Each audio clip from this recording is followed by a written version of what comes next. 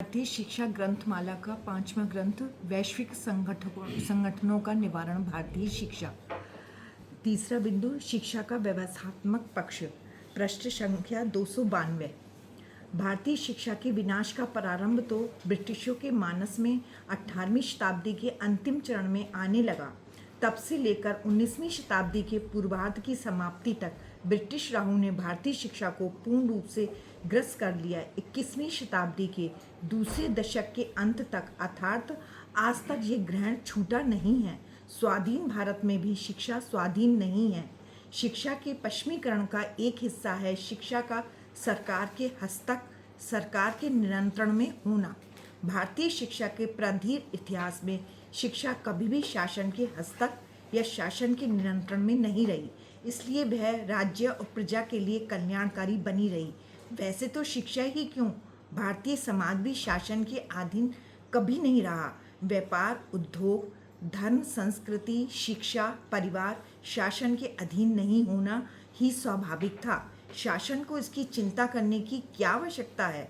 शासन को केवल व्यवस्था, सुरक्षा, अनुकूलता देखना है, अवरोध दूर करने हैं, प्रजा की स्वतंत्रता और स्वायत्तता की रक्षा करनी है। इस व्यवस्था पर ही आघात हुआ और ब्रिटिश शासन ने प्रजा की संपूर्ण स्वायत्त व्यवस्था अपने अधीन कर दी। उन्हें स्वायत्त समाज की समझ भी नहीं थी और उनके स्वार्थी उद्देश्यों की पूर्ति हेतु पराई प्रजा को अपने अधीन बनाने की उन्हें आवश्यकता भी थी। जब सारी व्यवस्थाएं शासन के अधीन हो गईं तो शिक्षा भी हो गई, बल्कि शिक्षा का शासन के अधीन होना उनके लिए सबसे अधिक महत्वपूर्ण था, क्योंकि उसके परिणाम स्वरूप ही प्रजा की स्वतंत्रता की चाह समाप्त हो जाती है। ब्रिटिशों ने शिक्षा को अपने अधीन बना लिया और उसी क्रम को स्वाधीन भारत की सरकार ने उत्तराधिकार के रूप में स्वीकार कर लिया। स्वाधीन भारत में भी शिक्षा स्वायत्त और स्वतंत्र नहीं हुई। केवल शिक्षा ही नहीं तो संपूर्ण समाज ही शासन के अधीन बनकर जी रहा है। समाज जीवन को संचालित करने वाली जो व्यवस्थाएं थीं वह सब छिन्न विच्छिन्न कर दी गईं।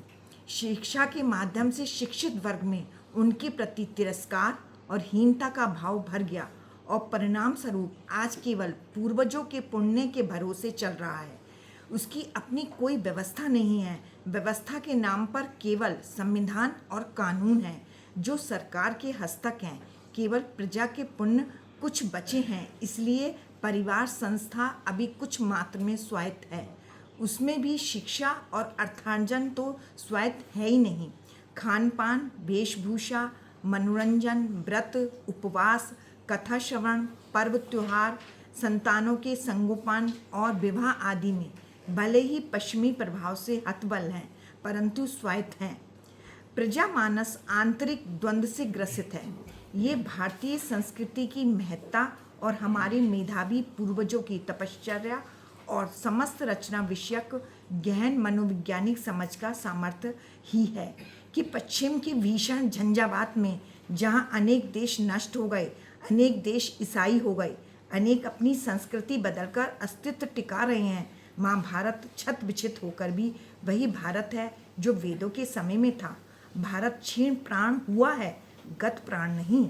इस क्षीण प्राणता का ही लक्षण है कि भारत का अंतरंग और बहिरंग निरंतर संघर्षरत है। भारत का अंतरंग भारत है और बहिरंग पश्चिम है। अंतरंग का कहना बहिरंग नहीं मानता और बहिरंग का समर्थन अंतरंग नहीं करता। इनके निरंतर संघर्ष में दिन प्रतिदिन संकट तो भीषण होता जा रहा है, परंतु आशा अभी बची है। इस अवस्था में शिक्षा का स्वायत्त होना अत्यधिक महत्वपूर्ण है, परंतु ये सरल नहीं है। किसकी इच्छा शक्ति के बल पर शिक्षा स्वायत्त होगी? शिक्षक शिक्षा के अधिष्ठाता हैं, परंतु वे हार चुके हैं। स्वतंत्र होने की ना चाह है न शक्ति।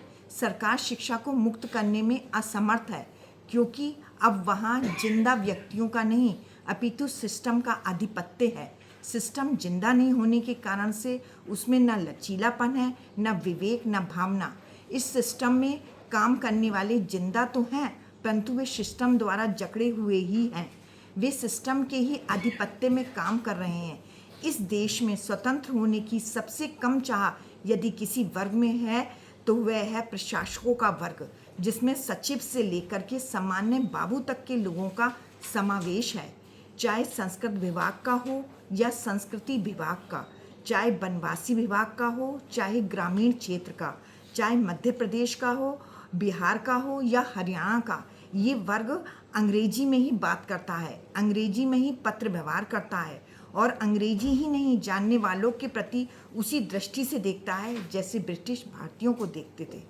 शिक्षा को भारतीय बनाने के अभियान की ये सबसे कठिन श्रेणी है, इसलिए शैक्षिक संगठनों को चाहिए कि वे इस श्रेणी के साथ संवाद स्थापित करें। ये वर्ग बुद्धिमान है, चतुर है, परिस्थिति को समझने वाला है।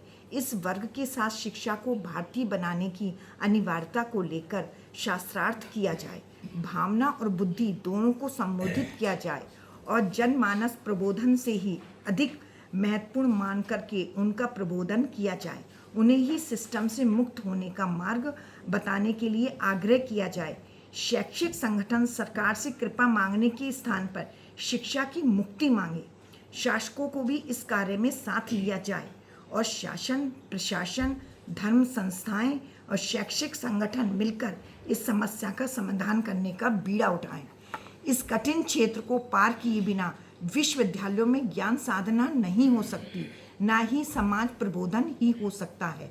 प्रशासकों के साथ बैठ कर के सिस्टम को किस प्रकार जकड़न मुक्त और जिंदा बनाया जाए, सिस्टम बंधन में जकड़े क्षेत्रों को किस प्रक्रिया को अपनाकर मुक्त करें और मुक्त करने के बाद भी उन क्षेत्रों की सुरक्षा की चिंता करें, इस विषय पर विमर्श होना चाहिए।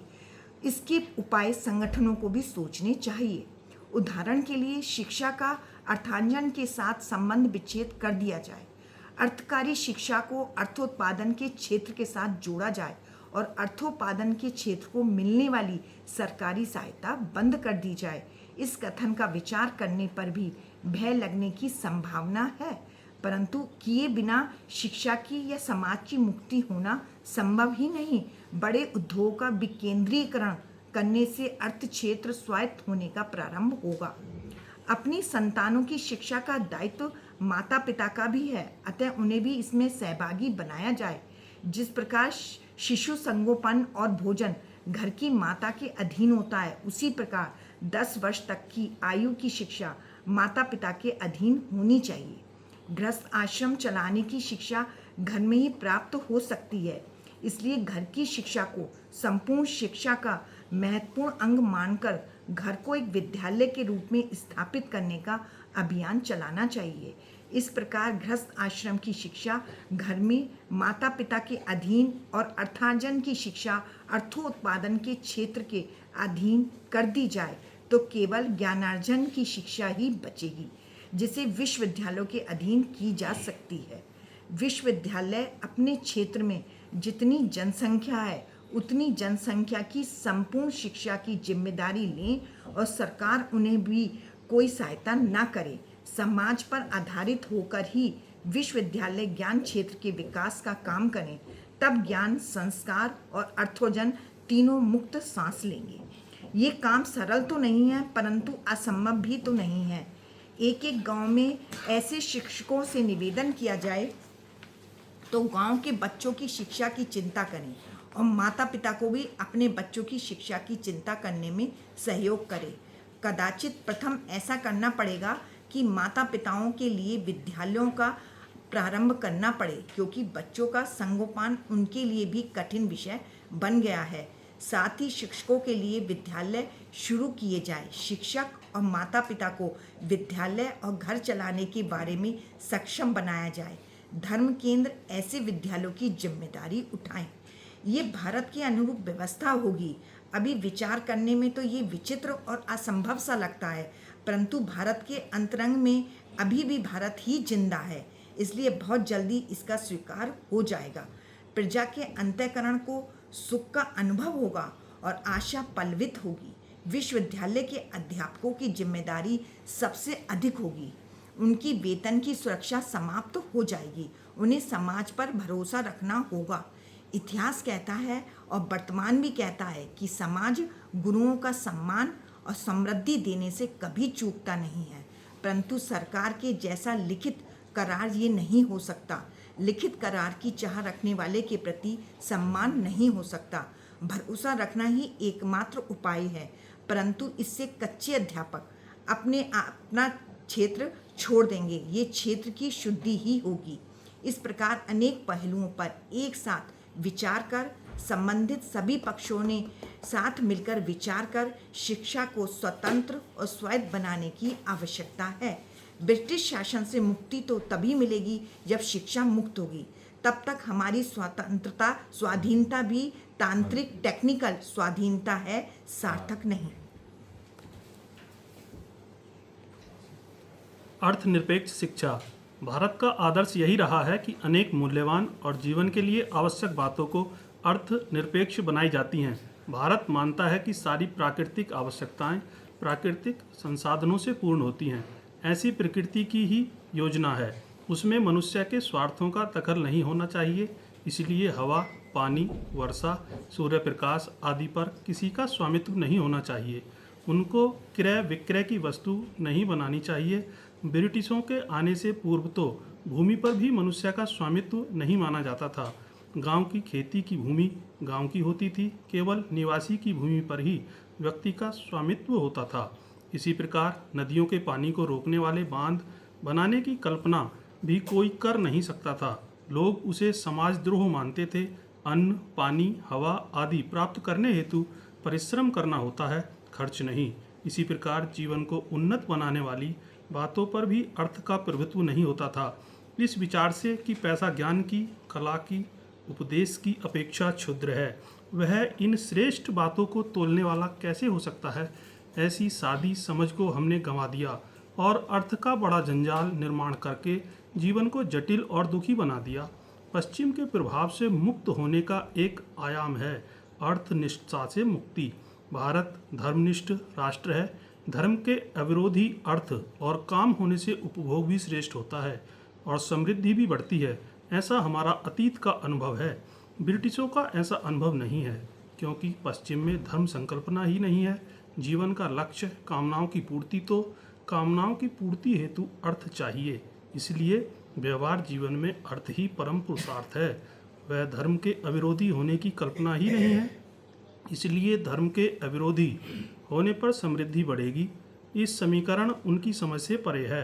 विडंबना यह है कि हमारा भी समीकरण बन गया। अब अर्थनिष्ठता से मुक्ति प्राप्त करना है। इसका अर्थ यह नहीं है कि अर्थ से ही मुक्ति चाहिए। अर्थ चाहिए, अर्थनिष्ठता नहीं। इसका अर्थ यह भी नहीं है कि अर्थनिष्ठता के स्थान पर धर्मनिष्ठता अपनाने से अर्थ या समृद्धि बढ़ती है, इसलिए धर्मनिष्ठता चाहिए। ऐसा मानना और करना तो अर्थनिष्ठता का ही दूसरा स्वरूप है। धर्मनिष्ठता से समाज की धारणा होती है, इसलिए धर्मनिष्ठता चाहिए और अर्थ और काम धर्म के अविरोधी चाहिए। इस कारण से शिक्षा को अर्थनिरपेक्ष बनाना चाहिए। शिक्षा में अर्थ की आवश्यकता नहीं है, ऐसा इसका अर्थ नहीं है। अर्थनिरपेक्ष शिक्षा का सार यह है कि पढ़ने और पढ़ाने का मापदंड पैसा नहीं है। पैसा नहीं है इसलिए कोई पढ़ नहीं सकता, ऐसा नहीं हो सकता। और पढ़ाया इसलिए पैसा चाहिए अथवा पैसा दो तो पढ़वाऊँगा, ऐसा भी नहीं हो सकता। इसी प्रकार से पैसा चाहिए इसलिए पढ़ना है और पैसा चाहिए इसलिए पढ़ते हो तो पढ़ने के पैसे दो, ऐसा भी नहीं होना चाहिए। इसका सीधा साधा अर्थ यह है कि ज्ञान क्षेत्र और अर्थ क्षेत्र को एक दूसरे से स्वतंत्र करना चाहिए। अर्थार्जन और ज्ञानार्जन दो अलग बातें हैं, दोनों का घालमेल नहीं करना चाहिए। इसका अर्थ यह भी नहीं है कि ज्ञानार्जन मुफ्त में होता है। मुफ्त को भी केवल पैसे से ही नहीं जोड़ा जाता। इसका अर्थ यह है कि ज्ञानार्जन की पात्रता पैसा नहीं है। पैसे के अलावा बहुत कुछ है। ज्ञानार्जन करने वाले में श्रद्धा, विनय, सेवा और विनय परायणता, संयम, सदाचार होना अनिवार्य है। ये बाहरी शर्तें नहीं हैं, मनोवैज्ञानिक आवश्यकताएं हैं। पैसे जैसे भौतिक पदार्थों में रियायत दी जाती है, इन गुणों में नहीं। अर्थात ज्ञानार्जन की पात्रता के मापदंड अधिक कठोर हैं। इसमें आरक्षण नहीं है, न ब्राह्मणों का न शूद्रों का। जिस किसी के पास जिज्ञासा, श्रद्धा आदि गुण हैं, वह पढ़ सकता है।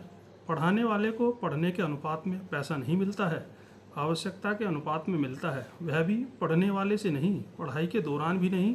पढ़ता है इसलिए नहीं। पढ़ाने वाला दरिद्र रहता है, ऐसा भी नहीं है।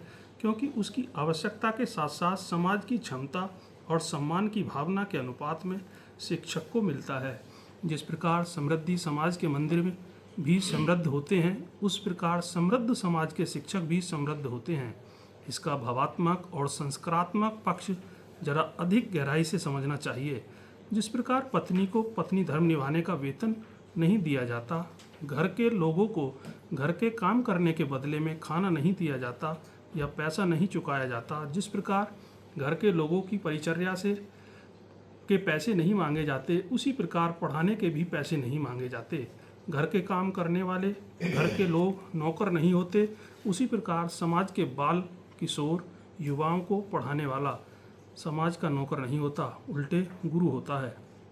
जिस प्रकार गरीब पति से या गरीब पिता से मुझे इतना तो चाहिए ही, तुम कुछ भी करो, ऐसा नहीं कहा जाता, उसी प्रकार गरीब समाज से भी शिक्षक अधिक अपेक्षा नहीं कर सकता। जिस प्रकार धनवान पति या पिता प्रेम से और आनंद से पत्नी और बच्चों के लिए नई नई वस्तुएं लाता है, उसी प्रकार समृद्ध समाज भी शिक्षक के लिए आदर और सम्मान से आवश्यकता से कहीं अधिक देता है। समाज के भरोसे शिक्षक निश्चिंत रह सकता है। ऐसा समाज बनाने का दायित्व भी शिक्षक का ही है, इसका भी ध्यान रखना चाहिए। ऐसे सांस्कृतिक धरातल पर शिक्षा को ले जाना शिक्षा को पश्चिम के प्रभाव से मुक्त करना है। आज स्थिति अत्यंत विपरीत है। पूर्व प्राथमिक और प्राथमिक शिक्षा के दो छोर दिखाई देते हैं। एक ओर तो सरकारी प्राथमिक विद्यालय निःशुल्क चलते हैं, दूसरी ओर लाख रुपया शुल्क देकर भी लोग अपने बच्चों को पढ़ने के लिए भेजते हैं। जिनमें लाखों के वेतन मिलने की संभावना है, वहाँ लाखों का शुल्क देना पड़ता है। जहाँ नौकरी मिलने की संभावना नहीं, वहाँ कोई पढ़ने के लिए नहीं जाता। कौन सा व्यवसाय या नौकरी करने हेतु क्या पढ़ाई करना है, इसका भी कोई खास विचार नहीं। प्राथमिक और माध्यमिक विद्यालयों में गणित, विज्ञान, अंग्रेजी और संगणक के अलावा अन्य सभी विषय निष्प्रयोजन माने जाते हैं। पैसा नहीं मिलता है तो साहित्य, संगीत, कला, खेल आदि का भी कोई महत्व नहीं। ऐसे में शिक्षा को अर्थनिरपेक्ष बनाना कठिन काम है, परंतु ऐसा किए बिना संस्कार, संस्कृति, धर्म आदि की रक्षा ही नहीं हो सकती। यह धारणा बलवती बन गई है कि आज के बाजारीकरण के ज़माने में अर्थनिरपेक्ष शिक्षा कैसे संभव हो सकती है, परंतु इसे ही तो संभव बनाने की अनिवार्यता है। हमें बाजार चाहिए, बाजारीकरण नहीं चाहिए। इसीलिए तो शिक्षा और बाजार को एक दूसरे से अलग करने की आवश्यकता है। अर्थनिरपेक्ष शिक्षा और अर्थकारी शिक्षा को एक दूसरे से स्वतंत्र बनाना चाहिए। अर्थार्जन कैसे करना, इसकी शिक्षा मिलना अत्यंत आवश्यक है, परंतु इसे भारत में शिक्षा के अंतर्गत रखा नहीं गया। अर्थकारी शिक्षा अर्थ क्षेत्र के साथ जोड़ी जा सकती है। उदाहरण के लिए व्यापार कैसे करना, इसकी शिक्षा व्यापारी दुकान में, और खेती कैसे करना, इसकी शिक्षा किसान खेत में देगा। भोजन कैसे बनाना, इसकी शिक्षा गृहिणी घर में देगी। पूजा और पौरोहित्य करने की शिक्षा पुरोहित मंदिर में देंगे। वेदों की शिक्षा वेद पाठी अपने घर में देंगे। जूता बनाने की शिक्षा मोची जूते की दुकान में देगा। अर्थात अर्थकारी शिक्षा अर्थ क्षेत्र के साथ जोड़ना आवश्यक है। उसके लिए महाविद्यालयों और विश्वविद्यालयों की आवश्यकता नहीं है। जिसे हम सामान्य शिक्षा कहते हैं, वह 15-16 वर्ष की आयु तक ही नहीं चलनी चाहिए। 16 वर्ष की आयु में तो व्यक्ति अर्थार्जन के लिए पूर्ण सक्षम हो जाना चाहिए। आज अर्थार्जन के लिए शिक्षा है, परंतु अर्थार्जन की शिक्षा की कोई व्यवस्था नहीं है। जो है उसे हम व्यवस्था नहीं कह सकते, क्योंकि उसमें अर्थार्जन होगा ही, इसकी कोई निश्चितता नहीं है। यदि अर्थकारी शिक्षा को अर्थ क्षेत्र के साथ जोड़ दें तो शिक्षा क्षेत्र में क्या बचेगा? ऐसा प्रश्न इसलिए उठता है कि हम शिक्षा को अर्थ के साथ ही जोड़ते हैं। वास्तव में बिना किसी विशेषण के शिक्षा धर्मकारी शिक्षा है, ऐसा और दुनिया का ज्ञान, अतीत और वर्तमान का ज्ञान, व्यक्ति विकास के सारे आयाम, तत्व ज्ञान और मनोविज्ञान, नीति और सदाचार, एकात्मता और समग्रता सब धर्म के ही तो अंग हैं। यह धर्मकारी शिक्षा सबके लिए अनिवार्य होनी चाहिए, परंतु कानून के तहत अनिवार्य बनाने से वह प्राप्त होना अनिवार्य नहीं बन जाता। कानून के तहत अनिवार्य होने पर भी देश में 100% साक्षरता नहीं है। शिक्षा निःशुल्क होने पर भी अनेक माता पिता अपनी संतानों को पढ़ने के लिए नहीं भेजते। शिक्षा अनिवार्य है तो भी 8 वर्ष स्कूल में जाने के बाद लिखना पढ़ना नहीं आता। इसलिए कानून के तहत शिक्षा को अनिवार्य बनाने का कोई व्यवहारिक अर्थ नहीं है, केवल तंत्र खड़ा करने की बाध्यता हो जाती है। धर्म के तहत अनिवार्य बनाने से लोग उसे अंतःकरण पूर्वक स्वीकार करते हैं और श्रद्धा से ग्रहण करते हैं। स्वायत्त समाज के लिए अर्थकारी शिक्षा का अर्थ क्षेत्र के साथ जुड़ना और अर्थ क्षेत्र का स्वायत्त होना आवश्यक है। वहाँ भी धर्मकारी शिक्षा अनिवार्य है। इसका महत्वपूर्ण हिस्सा है अर्थ क्षेत्र का धर्म के अविरोधी होना। अर्थ को धर्म के अविरोधी और धर्म के अनुकूल बनाने से आधे से अधिक तो धर्मकारी शिक्षा हो ही जाती है, शेष की व्यवस्था करनी होती है। धर्मकारी शिक्षा को धर्म क्षेत्र के साथ जोड़ने से सारी समस्याएं दूर हो जाती हैं, परंतु कठिनाई यह है कि धर्म क्षेत्र ही आज अव्यवस्थित है। वह शिक्षा की जिम्मेदारी लेने में असमर्थ है। उसे निवेदन अवश्य करना चाहिए, परंतु शिक्षा क्षेत्र को ही धर्मकारी शिक्षा की जिम्मेदारी लेनी होगी। धर्मकारी शिक्षा समाज को सुसंस्कृत बनाती है, अर्थकारी शिक्षा उसे समृद्ध बनाती है। सुसंस्कृत और समृद्ध समाज ही श्रेष्ठ समाज होता है। समृद्ध और संस्कृति एक दूसरे के पूरक हैं। संस्कृति के बिना समृद्धि आसुरी होती है, समृद्धि के बिना संस्कृति की रक्षा ही नहीं होती। भारत ने हमेशा दोनों साथ रहें ऐसी व्यवस्था बनाई है।